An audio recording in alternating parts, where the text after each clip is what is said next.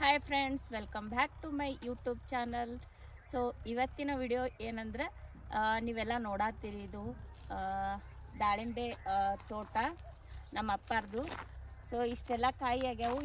ಇದಕ್ಕೆ ಅವ್ರು ಏನೇನು ಹಾಕ್ಯಾರ, ಯಾವ ಥರ ಮೇಂಟೈನ್ ಮಾಡ್ತಾರ ಅನ್ನೋದನ್ನು ಅವ್ರ ಕಡೆಯಿಂದ ನಾನು ತಿಳಿಸ್ಕೊಡ್ತೇನೆ. ನಿಮಗೂ ಅರ್ಥ ಆಗುತ್ತದು. ಅಂದರೆ ಯಾರಾದರೂ ಹೊಲದಲ್ಲಿದ್ದರೆ ಅವರು ಕೂಡ ಅದನ್ನು ಹಾಕ್ಬೋದು. ಯಾವ ಥರ ಒಂದು ವರ್ಷಕ್ಕೆ ಎಷ್ಟು ಸಲ ಕಾಯಿನ ತೆಗಿಬೋದು, ಅವ್ರು ಎಷ್ಟು ಎಕರೆ ಹಾಕಿದ್ದಾರೆ ಅನ್ನೋದನ್ನು ಅವ್ರಿಗೆ ನಾನು ಕೇಳ್ಕೊತೀನಿ. ನೀವು ಸಹ ನೋಡಿ. ಇವು ಎಷ್ಟು ಗಿಡ ಅದಾವಪ್ಪ? ಇವು 350. ಇವು ಟೋಟಲ್ 350 ಗಿಡ ಅದಾವಂತ.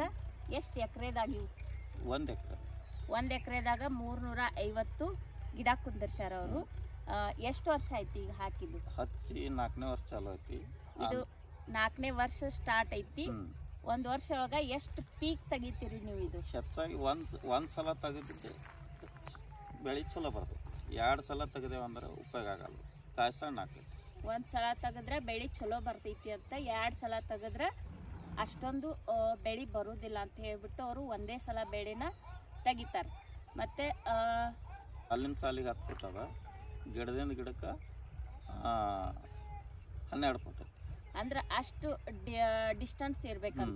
ಇರ್ಬೇಕು. ಸಾಲದಿಂದ ಸಾಲಿಗೆ 12, ಗಿಡದಿಂದ ಗಿಡಕ್ಕೆ 10, ಗಿಡದಿಂದ ಗಿಡಕ್ಕೆ 10 ಫುಟ್. ಅಂದ್ರೂ ಕೂಡ್ಯಾವ ಗಿಡ, ಅಂದ್ರು ಇಷ್ಟು ದೊಡ್ಡ ಆಗ್ಬಿಟ್ಟು ಒಂದಕ್ಕೊಂದು ಅಟ್ಯಾಚ್ ಆಗ್ಯಾವು. ಅಷ್ಟು ದೂರ ಹಚ್ಚಿದ್ರು 1 ಎಕರೆ ಒಳಗಡೆ ಅವರು 350 ಗಿಡ ಹಚ್ಚಾರ. ಮತ್ತು ಇವಕ್ಕೆ ನೀರು ಯಾವ್ಯಾವ ಥರ ಬಿಡ್ತೀರಿ? ಅಂದ್ರೆ ಪೈಪಿಂದ ಬಿಡ್ತೀರಿ? ಡ್ರಿಪ್. ಇವು ಗುಂಡಿ ಹಾಕಿಲ್ಲ, ನಾವು ಟ್ಯೂಬ್ ಹಾಕಿವ, ಲೆಟ್ರಲ್ ಟ್ಯೂಬ್ ಹಾಕಿವ, ಮೈಕ್ರೋ ಟ್ಯೂಬ್. ಅಂದ್ರೆ ಅವರು ನೀರನ್ನ ಪೈಪಿಂದ ಇಲ್ಲ, ಡ್ರಿಪ್ಪಿಂದ ನೀರು ಸಪ್ಲೈ ಮಾಡ್ತಾರ. ಅಂದ್ರೆ ಎಷ್ಟು ದಿನಕ್ಕೊಂದ್ಸಲ ನೀರು ಬಿಡ್ಬೇಕು? ಈಗ ಬೇಸಿಗೆಯಾಗ ಸದ್ದ ಡೈಲಿ 2 ತಾಸು ಅರಿಬೇಕು. ಈಗ ಸದ್ಯ ಯಾಕಂದ್ರೆ ಆಲ್ರೌಂಡ್ ನಮ್ಮ ಕಾಯಿ ಅದಾವು. ಕಾಯಿ ಇರೋದ್ರಿಂದ ಅವರು ಜಾಸ್ತಿ ನೀರನ್ನು ಬಿಡ್ತಾರಂತ. ಕಾಯಿ ಆಗದೆ ಇರುವಾಗ ಏನಿಲ್ಲ, 2 ತಿಂಗಳು ಕಂಟಿನ್ಯೂ ನೀರು ಇರ್ಲಿಕ್ಕಂದ್ರೆ ನಡಿತೈತಿ. ವಾರಕ್ಕೊಂದು ಸಲ 1 ತಾಸು ಬಿಟ್ಟರೆ ನಡಿತೈತಿ. ಚಾಟ್ನಿ ಮಾಡಿದ್ಮೇಲೆ ಅಂದ್ರೆ ಚಾಟ್ನಿ ಮಾಡೋಕ್ಕಿಂತ ಮೊದಲು ನೀರು ಬಿಡಬಾರ್ದ ಅಥವಾ ಚಾಟ್ನಿ ಮಾಡಿದ್ಮ್ಯಾಗ ನೀರು ಬಿಡಬಾರ್ದು? ಇಲ್ಲ. ಈಗ ಮೊದಲು ಕಾಯಿ ಹರಿದ ಮ್ಯಾಗ 8 ದಿವ್ಸಿಗೊಂದು ನೀರು ಬಿಡೋದು. ಕಾಯೆಲ್ಲ ಕಾಯಿ ಆದ್ಮೇಲೆ 8 ದಿವ್ಸಿಗೊಮ್ಮೆ ನೀರು ಬಿಡ್ಬೇಕಂತ. ಇನ್ನೂ 1 ತಿಂಗಳು ಇರ್ಲಕ್ಕಾಗಿ ಅನ್ನೋದಲ್ಲ, ಪೂರ್ಣ ಕಟ್ ಮಾಡಿಬಿಡೋದು ನೀರು. ಚಾಟ್ನಿ ಮಾಡೋದು 1 ತಿಂಗಳು ಇರ್ಲಕ್ಕ ಅಂದ್ರೆ ಅದು ಗರ್ಭ ಹೆಚ್ಚಿದು ಆಗ್ತೈತಿ, ತಪ್ಪಲು ಜಾಡಿಸ್ತಾವೆ.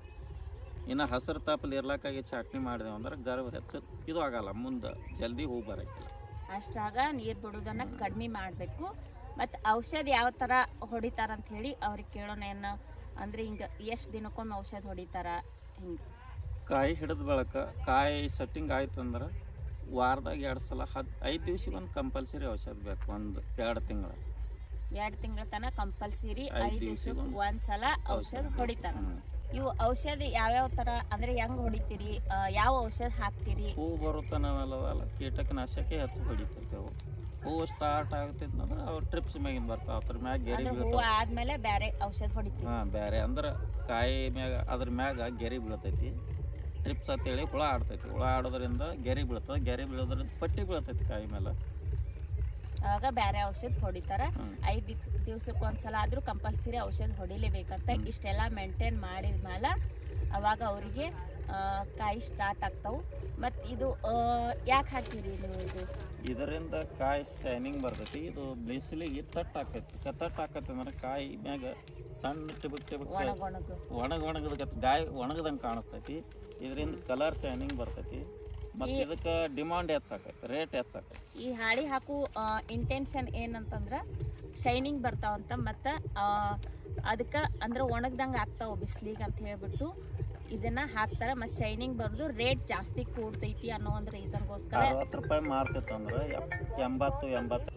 ಮತ್ತು ಇದು ಎಲ್ಲ ಸ್ವಚ್ಛ ಮಾಡ್ಬೇಕಂದ್ರೆ ಹೆಂಗೆ ಸ್ವಚ್ಛ ಮಾಡ್ತೀರಿ? ಇಷ್ಟೆಲ್ಲ ಗಿಡ ಇರ್ತಾವೆ, ಹೆಂಗೆ ಸ್ವಚ್ಛ ಮಾಡ್ತೀರಿ? ಸ್ವಚ್ಛ ಮಾಡ್ಬೇಕಂದ್ರೆ ಹುಲ್ ಕಟ್ ಮಾಡೋ ಮಷಿನ್ ಅದಾವ. ಆಳ ಹಚ್ಕೇಶನ್ ಹುಲ್ ಕಟ್ ಮಾಡೋ ಮಷಿನ್ನೇ ಕಟ್ ಮಾಡ್ತಾರೆ. ಭಾಳ ಹುಲ್ಲಿತ್ತು ಅಂದ್ರೆ ಮಷಿನ್ ಹಚ್ಚಿ ಕಟ್ ಮಾಡೋದು. ನಾವಂತೂ ಈ ಸಲ ರೌಂಡಪ್ ಹೊಡೆದೀವಿ 2 ಸಲ. ಈ ಸಲ ಅವ್ರು ರೌಂಡಪ್ ಹೊಡೆದಾರಂತ. ಒಂದೊಂದು ಸಲ ಅದು ಹುಲ್ ಕಟ್ಟಿಂಗ್ ಮಾಡೋದೊಂದು ಮಷಿನ್ ಇರ್ತದೆ, ಅದರಿಂದ ಕಟ್ಟಿಂಗ್ ಮಾಡ್ತಾರಂತವ್ರು. ಅದಕ್ಕೋಸ್ಕರ ಇಷ್ಟು ನೀಟಾಗಿ ಐತಿ. ಅಂದ್ರೂ ಸ್ವಲ್ಪ ಕಸ ಇರೋ ರೀಸನ್ ಏನಂದ್ರೆ ಅವರು ಗಿಡ ಜಾಸ್ತಿ ಆಗಿರೋದ್ರಿಂದ ಇವಾಗ ಅದನ್ನು ತೆಗಿಯೋಕೆ ಬರಲ್ಲ. ಅದಕ್ಕೋಸ್ಕರ ಇವಾಗ ಅಷ್ಟೇ ಬಿಟ್ಟಾರವ್ರು. ಇದಕ್ಕಿಂತ ಮುಂಚೆ ತೆಗ್ದಾರವ್ರು ಕಸ ಎಲ್ಲ ಸ್ವಚ್ಛ ಮಾಡಿ ಆಮೇಲೆ ಕಾಯಿ ಹಿಡ್ದಿರ್ತಾರೆ. ಇದು ಚಾಟ್ನಿ ಆಗಿಂದ ಎಷ್ಟು ತಿಂಗಳಿಗೆ ಕಾಯಿ ಬರ್ತದೆ? 5 ತಿಂಗಳದಾಗ ಮಾಡ್ತಾರೆ. ಚಾಟ್ನಿ ಹೊಡೆದು ಆದ್ಮೇಲೆ 5 ತಿಂಗಳಿಗೆ ಕಾಯಿ ಸ್ಟಾರ್ಟ್ ಆಗ್ತದೆ ಅಂತಿದ್ದು. ಬಟ್ ಇವಾಗ ಚಾಟ್ನಿ ಮಾಡಿ ಎಷ್ಟು ತಿಂಗಳಾಯ್ತು?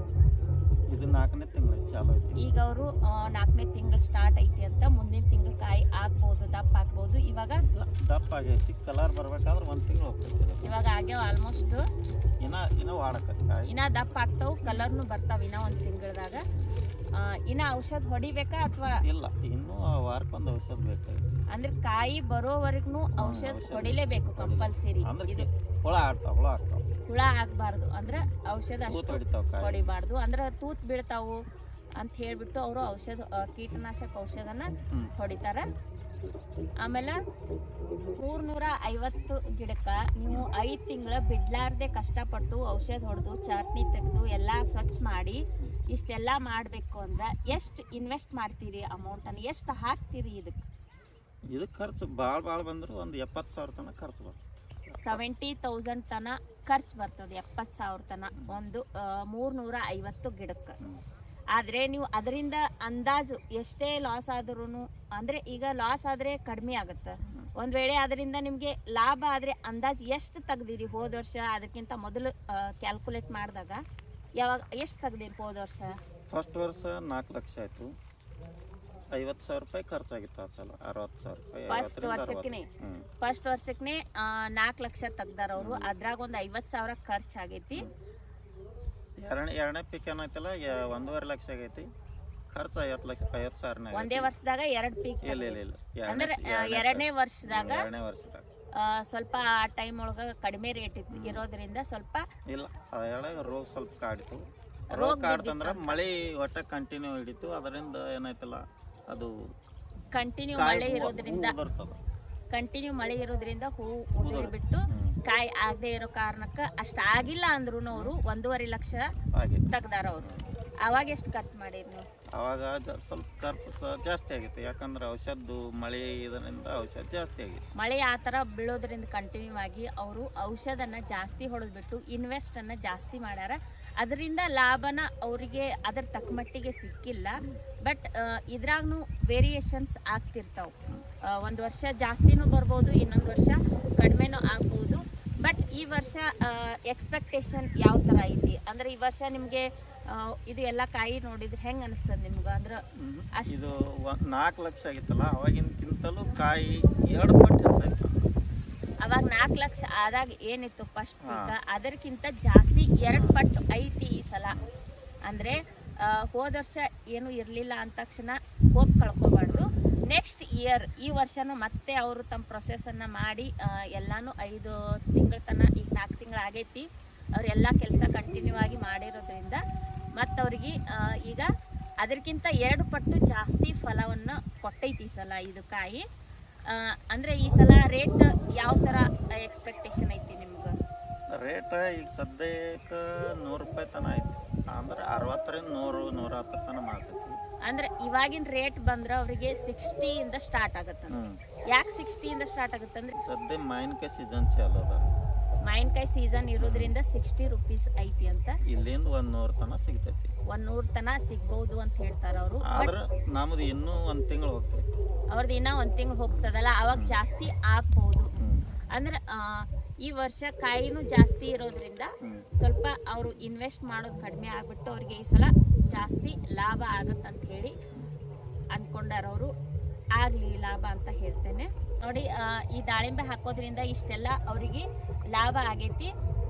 ಇಷ್ಟೆಲ್ಲ ಹೇಳ್ಕೊಟ್ಟಿದ್ದಕ್ಕೆ ನಿಮಗೆ ಧನ್ಯವಾದಗಳು. ಯಾವ್ಯಾವ ಔಷಧ ಹಾಕ್ಕೊಡ್ಬೇಕಂತ ಹೇಳ್ಕೊಟ್ಟಾರ ಅವರು. ಅಂದ್ರೆ ಅವ್ರು ಏನು ಬೆಳಿತಾರಂತ ಹೇಳಿ ನಾವು ಆ ಕಡೆ ಈ ಕಡೆ ವಿಡಿಯೋ ನೋಡಿ ಹೇಳೋದಕ್ಕಿಂತ ನಾವು ಹೊಲದವ್ರಿಗೆ ಅವ್ರು ಬೆಳೆಯೋರಿಗೆ ಬಂದು ಕೇಳಿದರೆ ಎಷ್ಟೋ ಬೆನಿಫಿಟ್ ಇರುತ್ತಲ್ಲ. ಇವರು ನಮ್ಮ ಅಪ್ಪರೇ, ಬಟ್ ಅವ್ರ ಏನು ಹಾಕ್ತಾನೋ ನನಗೆ ಗೊತ್ತಿರಲ್ಲ. ಅವರಿಗೆ ಕೇಳಿದರೆ ಎಕ್ಸ್ಪೀರಿಯನ್ಸ್ ಚೆನ್ನಾಗಿರುತ್ತೆ ಅಂದ್ಕೊಂಡ್ಬಿಟ್ಟು ನಾನು ಅವ್ರ ಕಡೆಯಿಂದನೇ ಕೇಳಿಸಿದ್ದೀನಿ.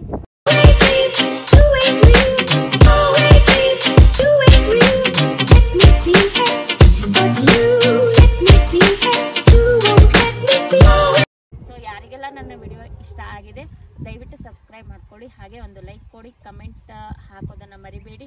ಇದರಿಂದ ಯಾರಿಗೆಲ್ಲ ಯೂಸ್ ಆಗಿದೆನೋ ಅದರಿಂದ ಒಂದು ನನಗೆ ಕಮೆಂಟನ್ನು ಹಾಕಿ ಅಂತ ಹೇಳ್ತಾ ಈ ವಿಡಿಯೋನ ಇಲ್ಲಿಗೆ ಎಂಡ್ ಮಾಡ್ತೇನೆ. ನಮಸ್ಕಾರ.